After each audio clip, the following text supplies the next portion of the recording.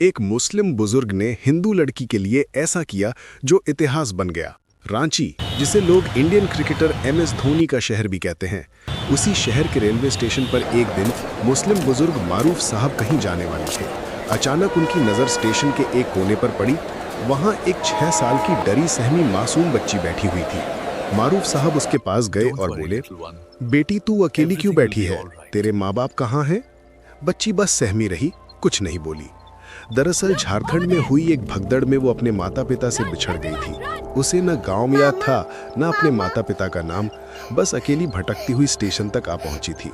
मारूफ साहब का दिल पिघल गया।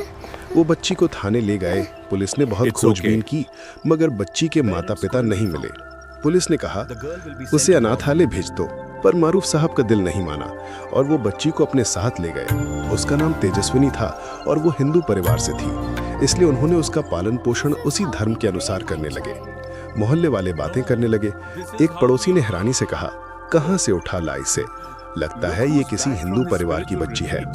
जब पालना ही है तो इसे मुस्लिम तौर तरीके के हिसाब से पालिए, क्यों अपना धर्म भी खराब कर रहे हैं? मारूफ साहब तेज आवाज में बोले, धर्म बदलना पाप है। मैं इसे स्कूल भी भेजूंगा और ये गीता रामायण भी पढ़ेगी। इंसानियत धर्म से बहुत बड़ा होता है और कोई भी धर्म किसी का धर्म परिवर्तन करने की इजाजत नहीं देता है। वक्त बीतता गया। तेजस्विनी बड़ी हुई, पढ़ाई में अव्वल और संस्कारों में निपुण। तेजस्विनी ने भारतीय वायुसेना में भर्ती होकर देश का नाम रोशन कर दिया। पाकिस्तान के खिलाफ हुए मिशन में उसने दुश्मनों को जवाब दिया और आसमान में तिरंगा लहराया। पूरा देश गर्व से झूम उठा।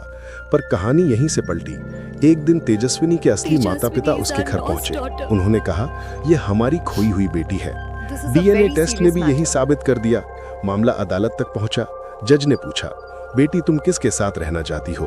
तेजस्विनी ने कहा, मैं अपने मारूफ पापा के साथ ही रहूंगी। इन्होंने मुझे बेटी की तरह पाला, मेरी आस्था को कभी नहीं बदला। पूरे समाज को ये मैसेज दिया कि इंसानियत से बड़ा कोई धर्म नहीं होता है। अगर मैं इन्हें छोड़ दूंगी तो इंसानियत हार जाएगी। पूरा कोर्ट तालियों से गूंज उठा।